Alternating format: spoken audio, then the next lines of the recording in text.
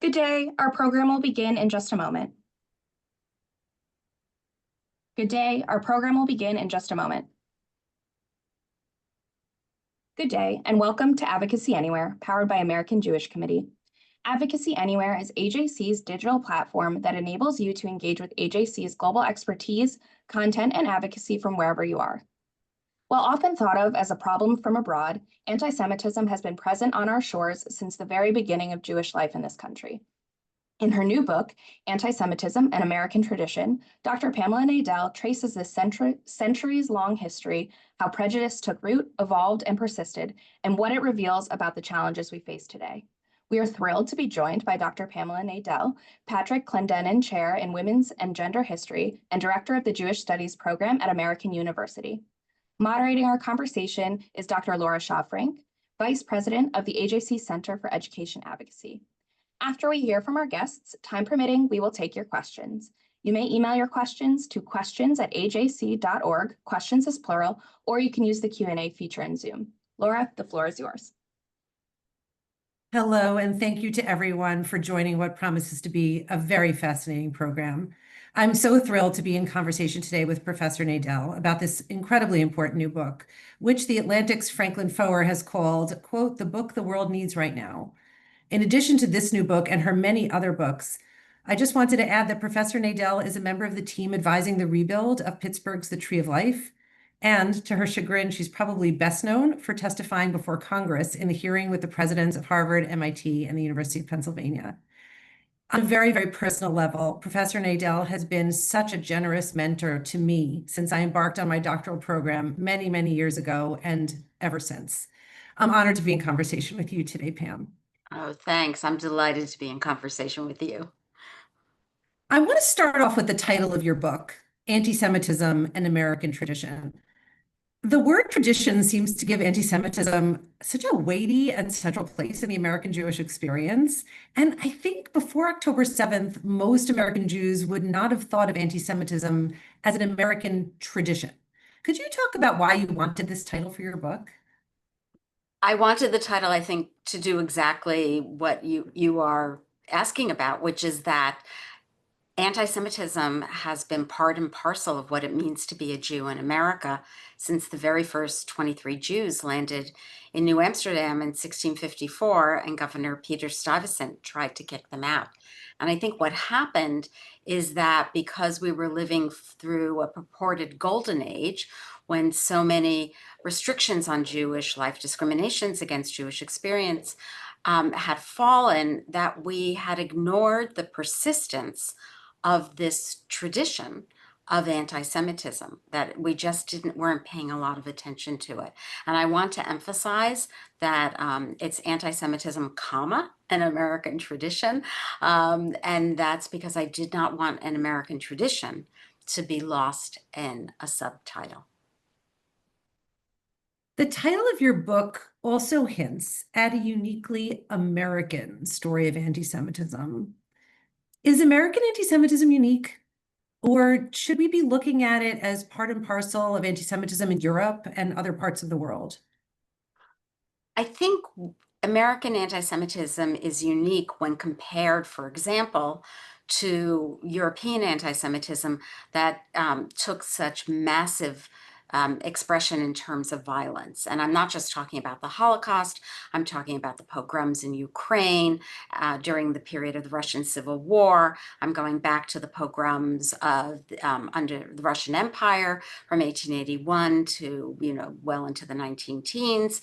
And then I would go further back to things like the Inquisition, where, Jews were burned at the stake, or going even further back to the medieval blood libel. So when we think of anti-Semitism in Europe, we really tend to think of anti-Semitism taking these violent expressions. And obviously one of the things I show in the book is that anti-Semitism does it has huge components of violence in the United States, but they're not state-sponsored, and they're not on the scale of Europe. And because of that, that's also part of the reason why we ignored the story. So there are commonalities and there are differences. I often get asked whether we're currently in the high tide of anti-Semitism in America. And until October 7th, I was always the one poo-pooing that question. I would remind people of the 1930s when there was a Nazi rally in Madison Square Garden and the signs that said no Jews, no dogs allowed, and the job ads that explicitly excluded Jews from jobs, the neighborhood covenants that excluded Jews, the quotas in universities. But since October 7th, I think we're all feeling differently. And I'm curious about your view as a historian, especially having done all the research for this book. In your estimation, is this moment the high tide of anti-Semitism in America? I have been saying that we are in the high tide of anti-Semitism in America since May of 2021.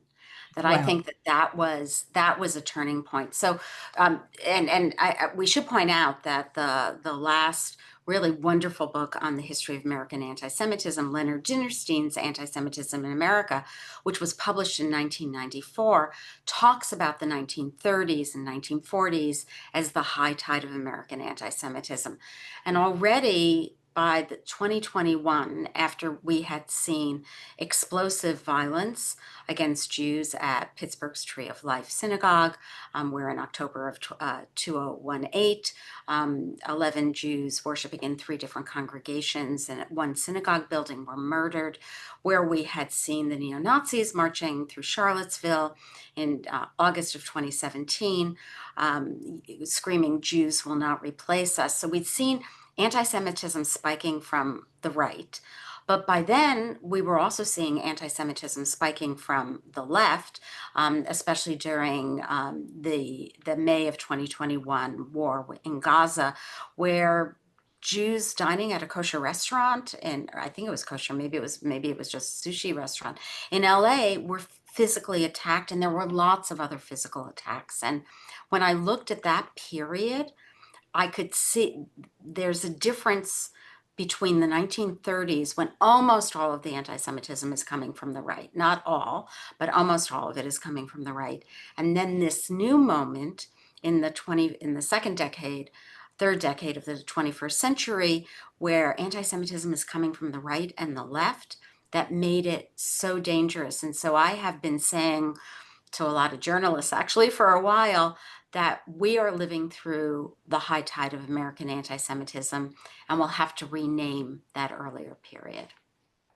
Wow, that is sobering. In that light, is there historical context that you found in your research that can help us understand why? Why is anti-Semitism spiking in this moment?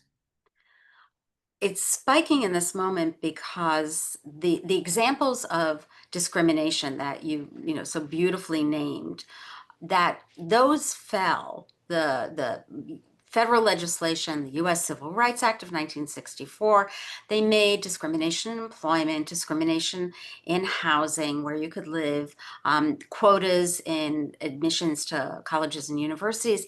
They made those barriers topple, right? So we hit this moment where there had been significant change, and we assumed that with those structural changes in terms of prejudice and discrimination against Jews, I think we assumed that anti-Semitism would simply disappear because it had disappeared from in a legal fashion from American society. What struck me when I was working on this book is that I was able, thanks to, you're going to love this, a new database, newspapers.com, that digitized local newspapers.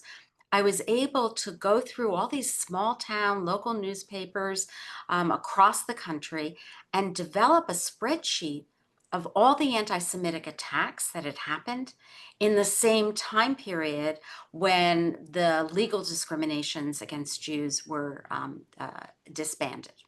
And so that really, it shaped how, it also helped convince me that this was a persistent tradition. Also, the other thing that happened was that the way I got into the book was I was on book tour with my last book, America's Jewish Women. I went out on book tour not long after the murders at Tree of Life. Tree of Life was really, for me, a triggering moment for historians in general. We started to meet and we said we'd miss the story. So while I was out on book tour, I started to ask my audiences if they had ever experienced anti-Semitism. And the stories that poured out, a few of which made it into the book, were stunning because they poured out with anguish and angst and a level of detail of events that sometimes had happened decades before that showed the power of anti-Semitism to affect the lives of American Jews. I want to turn now to campus, which is my area of expertise at AJC, and ask you this.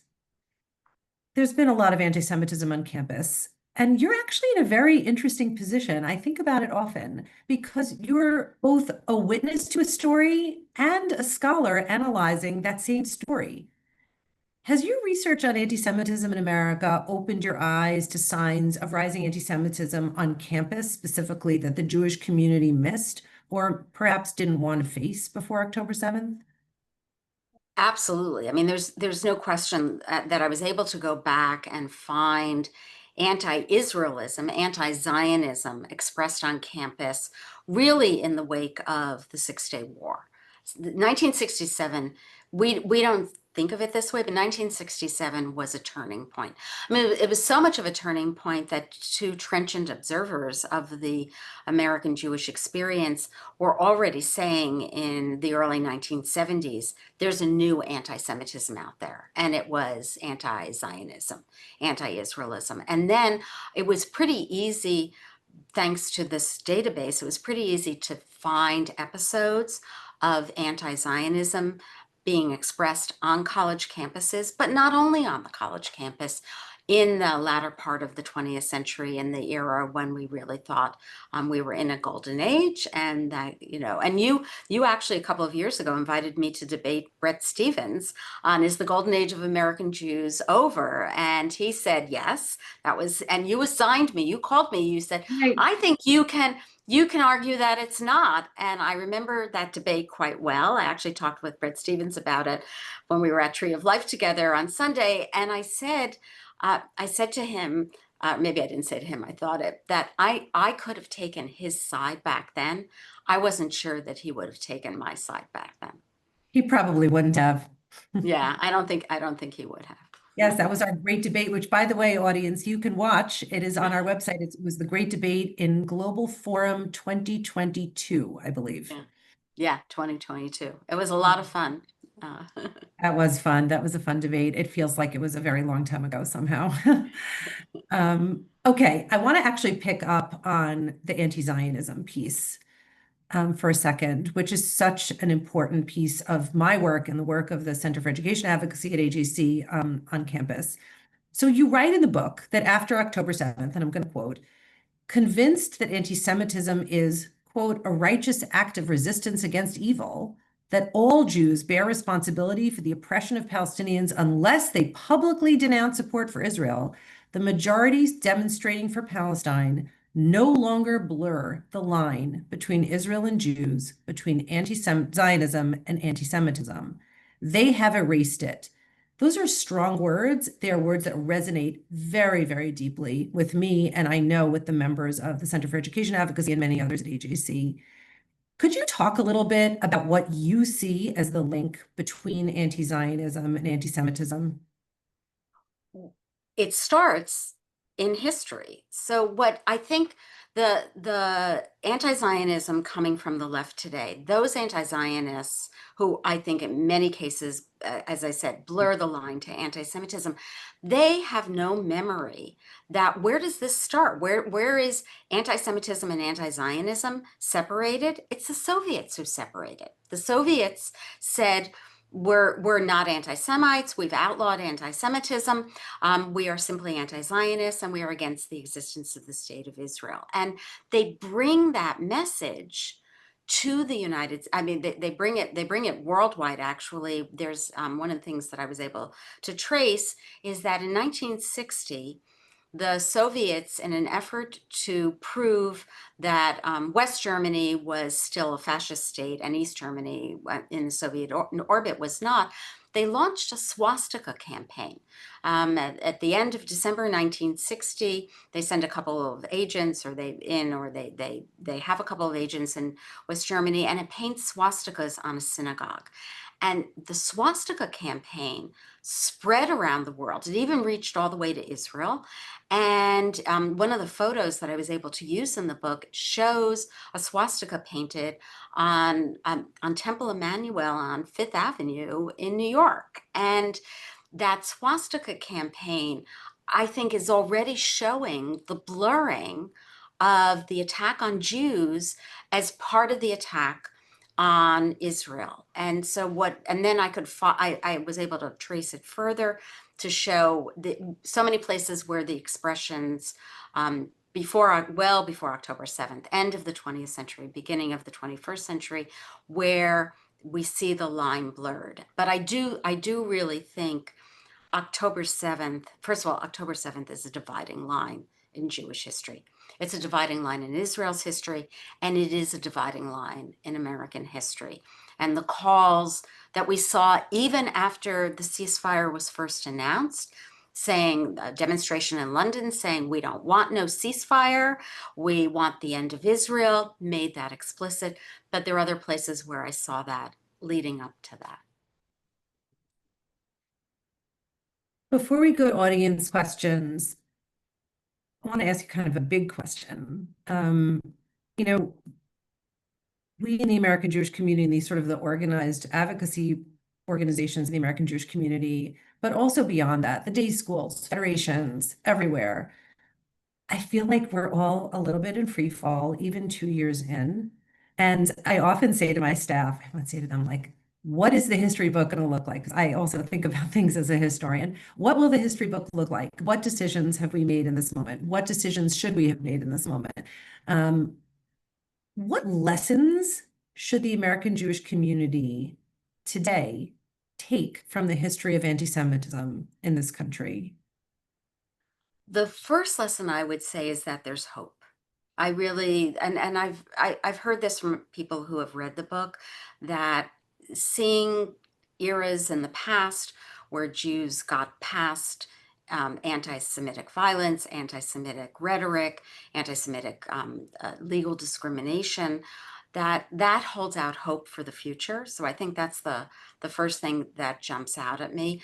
But what also I think is really important to understand is that we're in a moment where not only the legacy organizations are standing up against anti-Semitism, but the American Jewish community is pouring enormous resources into creating new organizations to respond to anti-Semitism. And two things jump out at me in terms of that. The first is that if I had my druthers, there would be a lot of coordination at the top, so that people are not duplicating efforts, and that they're also figuring out, and we really don't know this, what works. I mean, I'm thinking back to the AJC exhibit at the New York Historical Society from a number of years ago, where after World War II, there was a massive campaign on media, on the new medium of television, using people like Frank Sinatra and Judy Garland to stand up against hate. So I would, if I had my druthers, there would be coordination between some of these new startups and the legacy organizations. The other thing that really jumps out at me, and this is related because I brought somebody who works at TikTok to meet with my students yesterday. Every single one of my students is on TikTok. I'm not on TikTok, but it was great because I mean, why would anybody be on TikTok? But they consume a lot of this content. And one of the things that the person I brought talked about was that actually Jewish organizations need to be getting into the TikTok space, because when we look at studies of the groups that are the most anti-Semitic in American life, it's younger people. And they're not consuming mainstream media like the New York Times and the Washington Post. They're consuming, and they're getting their news from TikTok.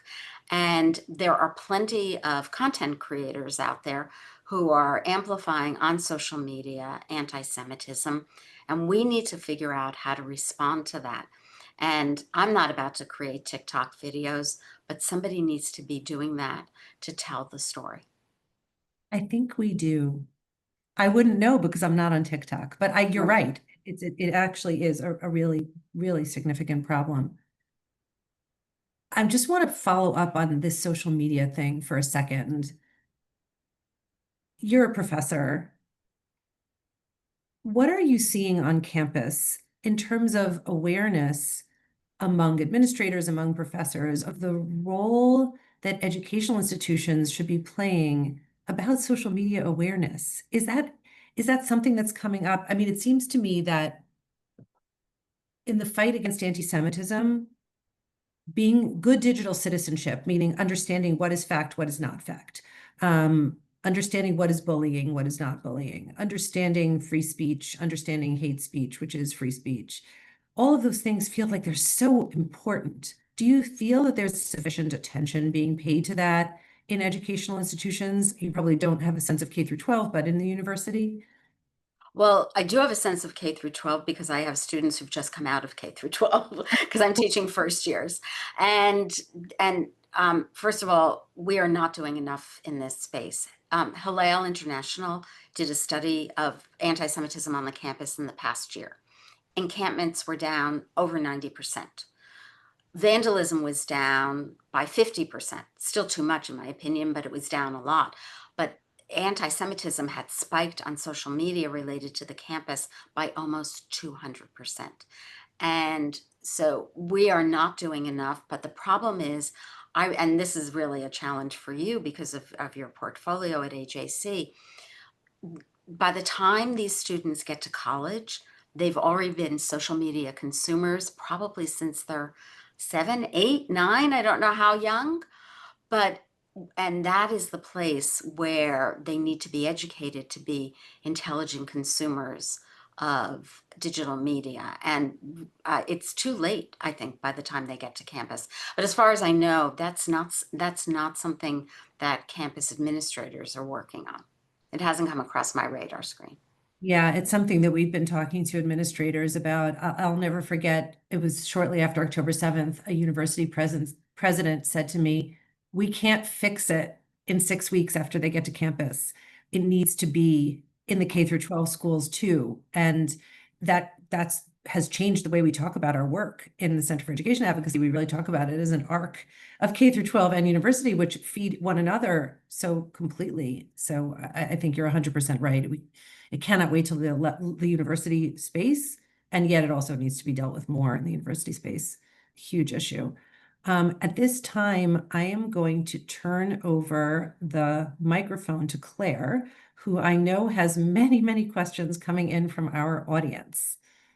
Thank you, Laura. Our first question is from Ray Termini, who's asking, to what extent has American identity politics, with its focus on oppressed minorities, fueled anti-Semitism, even within the Jewish community? Right. It definitely has fueled anti-Semitism. The current mantra, the current way of seeing the world for so many in the university space is a binary. There are oppressed and there are oppressors. And it's what has made so many in the university and in so many different disciplines, they simply view Jews as white oppressors. So first of all, they dismiss any sense that there is anti-Semitism, that Jews have ever suffered from anti-Semitism, which of course is, nonsensical, but they do that. And I've had students who, in certain kind of required courses, have been told they can't write about their grandparents who were in the Holocaust because that doesn't fit into this particular binary because their grandparents were seen as white. So this is a serious problem in how we view the world. There's how so many view the world at this moment. So I really appreciate the question. Thank you. Our next question is from Zoe Gold, who's asking, in the aftermath of 10/7 and the subsequent rise in anti-Israel activism, do you believe anti-Semitism is being normalized in new ways, or are we simply seeing old patterns return under new language? And from Scott Sherwin, who's asking, what is specifically being done to address a generation of students growing up who are now accepting anti-Semitism as the norm? Right. I mean, this is why, in my response to Laura's question, why I said we're living in this high tide of anti-Semitism, because there's no question that expressing anti-Semitism has become normative, and confronting Jews in a powerful way that shows that anti-Semitism. A student in class the other day who's doing a oral report on anti-Semitism in the news. And she showed a video that would have been utterly shocking in another era, with a staff member at a campus somewhere in the United States who is yelling at Jewish students who were having a peaceful tabling about 2 years after October 7th. And she starts screaming at them, "Are you a Zionist? Are you a Zionist?" And that calling Jews Zionist has become a code word for an epithet of calling Jews. I mean, we had other names that Jews used to get called. Some colleges and universities, like NYU now, are in their student conduct code recognizing that it's an expression of hate that's unacceptable on the campus. But there's no question that it has become normal to express not only anti-Semitic hate, but hate against so many different peoples and groups in American life. Our next question comes from Daniel Leibowitz, who's asking, I know there is a lack of faith in our democracy right now. From across the political spectrum, many people feel it's in trouble. Do you see an overlap between the loss of faith in our democracy and the rise of anti-Semitism? I most certainly see the overlap. Ambassador Deborah Lipstadt, who was the ambassador in the Biden administration as special envoy to combat and monitor anti-Semitism in the State Department, she would often say that anti-Semitism was the canary in the gold mine, that when anti-Semitism spikes in a society, it portends tremendous trouble for the future of that society. And of course, the paradigmatic example was what happened in the Weimar Republic, with anti-Semitism rising as the Nazis promoted it, and then what happened with the end of the Weimar Republic in the wake of the Reichstag fire in March of 1933, which became the pretext for dismantling a republic. And so what we have today is it's not the canary in the gold mine any longer, because I think the bird has died. I think that the anti-Semitism has become a pretext in many places for dismantling major institutions that have preserved our democratic society, like colleges and universities, like law firms, like the media. Roger Berman is asking, did your research explore how much anti-Semitism around the world has impacted America?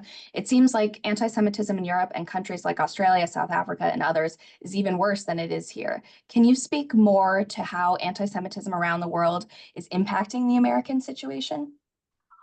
Thank you for the question. I didn't look extensively at what was happening around the world. I had so much material just to focus on in the US, but I will give you 2 examples. And the first comes from very early in the 21st century. In the United Nations held in early September of 2001 a conference in Durban, South Africa, that was a conference against racism and discrimination. And the conference became a forum for displaying such virulent anti-Semitism, mostly couched as anti-Zionism and anti-Israelism, but not exclusively, that not only did the Israeli delegation withdraw from the conference, but the United States delegation withdrew from the conference. A member of that delegation was Congressman Tom Lantos, the only Holocaust survivor ever to serve in the US Congress.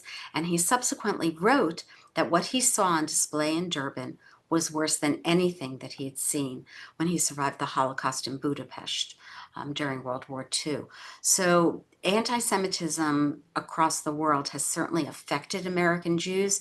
I can also remember an example at around the turn to the from the 20th to the 21st century, when anti-Semitism began spiking in France, and it spiked so much that one Jewish organization actually said that American Jews should not travel to France.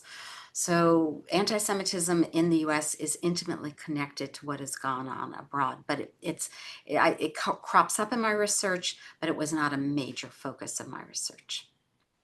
Thank you. Rachel Tamari and others are hoping for more information on anti-Semitism coming from both sides of the political spectrum. Has it always been present on both sides?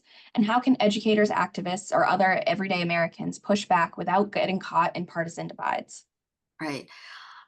It has always had expressions on both sides. It was why in that chapter in the 1930s, I was very careful to write not only mostly about the Nazi sympathizers in the United States, who, as Laura mentioned, staged an enormous protest at Madison Square Garden in 1937 or 1938, but also to write about the anti-Semitism expressed by somebody associated with the left.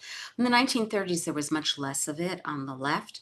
But then what happens is we get to the sort of like the second half of the 20th century, and anti-Semitism is coming both from the political left, especially in the wake of the Six-Day War, out of the sympathy for the oppressed peoples, the Palestinian peoples, and that the Jews are the white oppressors of the Black and brown peoples of America. So it's coming from the left in that sense, but it's also already coming simultaneously from the right. In those years, it takes the specific form of Holocaust denial. And so anti-Semites, both, again, back to the earlier question, in Europe and the United States, are promoting Holocaust denial. And in the 1990s, they promoted on college campuses. Mandy Archer is wondering if you think social media and digital culture have transformed anti-Semitism in ways that echo earlier patterns, or is this truly a new phenomenon? There's a qualitative difference, but it certainly echoes earlier patterns. So what people won't remember or won't know is that new technologies have become fora for disseminating anti-Semitism. So for example, the blood libel, which surfaces the first time in Norwich in England in 1144, the blood libel spreads, but it's mostly stories about it spread through monasteries and monks who were literate. But then once the printing press emerges, it becomes a forum for disseminating stories and accusations that Jews commit the blood libel, that they need the blood of Christians in order to perform their religious rituals. Then we get to the 1930s and we have a brand new technology, brand new medium, the radio, and the Nazis hugely take advantage of disseminating anti-Semitic propaganda on the radio. In the United States, Father Charles Coughlin does the same thing. And then, of course, we move forward to the internet and then social media. And one of the things that surprised me when I was working on the book was I knew how warmly Joe Lieberman had been embraced as Al Gore's vice presidential nominee and running mate. And it surprised American Jews that there wasn't a lot of anti-Semitic pushback. But if you looked at the internet in those days, there was, and it was coming from both sides of the political spectrum. Our next question is from William Moskowitz, who's asking, throughout history, American Jews have often found allies in other communities facing discrimination. What does your research suggest about the power and limits of those alliances in combating anti-Semitism? Those alliances were critical to combating anti-Semitism with the passage of the Civil Rights Act of 1964. We tend to think of that act as mostly an act that was to benefit African Americans in the United States, but dismantling the discrimination laws in employment had an enormous impact on American Jews. If you think about why so many American Jews owned mom and pop shops in the 1920s and the 1930s. It was because they couldn't get jobs. I mean, literally, employment agencies would not send Jews out to interview at places like American Telephone and Telegraph, one of the largest employers in the United States back then, because they knew they would never hire a Jew. So Jews had to find other avenues. But the changes were deeply significant, but they did not stop anti-Semitism after the Civil Rights Act of 1964. Our next question is from Joel Lerner, who's asking, your book invites readers to understand the past. What, in your view, would it take for America to finally break this tradition rather than perpetuate it? So, as the previous questioner asked about allies as well, anti-Semitism is an American problem. And in the past, American Jews had allies in lots of progressive spaces, and they were able to fight together and work together to address discrimination, all manner of discrimination in American life. The problem in the moment is that in so many of those progressive spaces, one has to say that they are not a Zionist, that Israel is not part of their identity in order to be admitted. And we have a lot of bridge building to do in order to see if we can turn that narrative around at this moment in time. But it's critical that we build these alliances once again.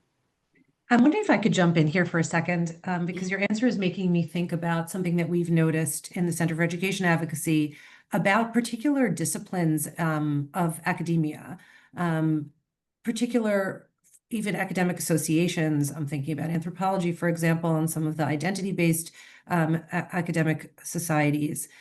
And we often see a lot of the kind of anti-Israel, anti-Semitism going on in those spaces. What can you share with us? Is there first of all, is there a history about academia, about professors engaging in this sort of anti-Semitic discourse in the name of it being scholarship? And any impressions you could give us about today with respect to that question? It's something that comes up for us so frequently. I certainly understand why it comes up so frequently, and my answer is going to be so depressing. I'm really sorry. But in the early 20-teens, the first academic learned societies like the American Studies Association, like the Asian American Studies Association, eventually Women's and Gender Studies Association, they began passing their various versions of BDS resolutions, boycott, divestment, and sanction resolutions. And academia, even earlier, and here's one of the places where it starts in the UK and then crosses the ocean, but their opposition to Israel has made entire areas of knowledge inimical to Jewish scholars and to Jewish scholarship. And I will give you a personal example. There was a period, I'm trying to remember when it was, probably around 2019, where I was asked to chair a unit on our campus that included the Women's Gender Sexuality Studies program. And that year I published America's Jewish Women, and my colleagues in that department, and I was their department chair, never said a word about it. I think that they were appalled that I published a book like that. And it was a very difficult experience because their view of the world goes back to that oppressor-oppressed dichotomy. And I knew what had happened in the Women's Gender and Sexuality Learned Society, and then how it had filtered down. And to be honest, the real problem in these areas of knowledge is the faculty. It's how they've been trained. It's how faculty might have worked on topics like I've worked on, no longer have a place in those organizations. I helped create the Women's Gender program at American University early in my career, but I'm not a participant there because it's just inimical to the kind of work that I do. What can universities do, in your opinion? I mean, I'm asking you this, I guess it's not a historian question, but really an academic question. what are you thinking that universities should be and could be doing differently? This is something we think about all the time, to break up some of those silos, to try to kind of break the hold that this one particular view that is excluding Jews, that is anti-Semitic, has over certain disciplines.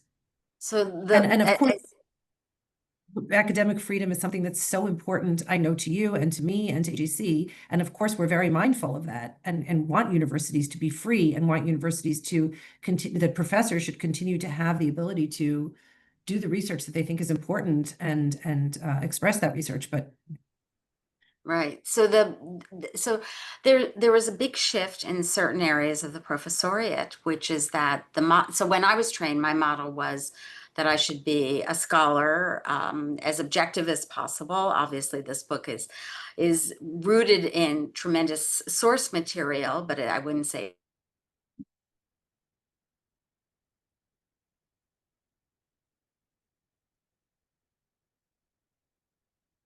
it's completely objective in terms of how legal social there is. So it's that would advance their activism, but it's hugely problematic.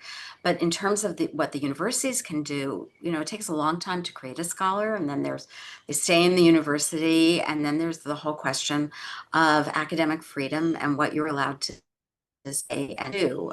And I don't see the solution to the problem at this point in time. I just have no way of figuring it out. Yeah. It's an incredibly challenging problem. It's a problem worth trying to think about with the university presidents and others. And it doesn't seem like there's any precedent for it beyond, going back further in history, beyond like before 67. It doesn't seem like it was there before that. There were issues in the 1930s, for example, in German departments where there were faculty were divided over pro-Nazi and anti-Nazi, but nothing to the breadth and the extent of what we have today.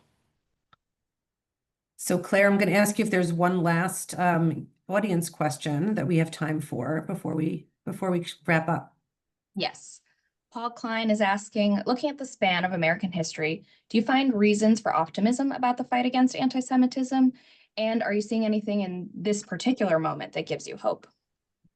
I certainly hold forth optimism. If I didn't, I don't think I could have done this webinar. I think it would be much too difficult not to think about how the American Jewish community will go forward. So the first thing is that that in the United States, anti-Semitism in terms of prejudice and discrimination no longer comes via legal mechanisms. And I don't think we're going to go back to that. I think we have other issues, but I don't see that Jews will be the target of legal discrimination again. So that's something that gives me hope. And the other thing that gives me hope is that and we know this as historians, anti-Semitism has a paradoxical effect on Jews. On the one hand, it can lead to their destruction. On the other hand, it enhances identity. And I think we're living in a moment where we finally understand that to experience anti-Semitism, as some of the women who were in my audiences with my last book were telling me stories, that's a normative part of Jewish experience. We just thought it wasn't in the United States. Pam, I want to thank you so much for your time this morning, for your scholarship, for your moral voice. We're so grateful to have you in your position, to have you as a scholar, as a member of the Jewish community. I strongly encourage everyone to buy your book and to read it. By the way, you should buy all Pam Nadell's books, including American Women, which is a fabulous book. This really is the book that we need right now. And we're so grateful that you've shared this time with us today. Thank you. Thank you for inviting me. Thank you both for sharing your expertise on today's AJC Advocacy Anywhere program, and thank you to our global audience for tuning in.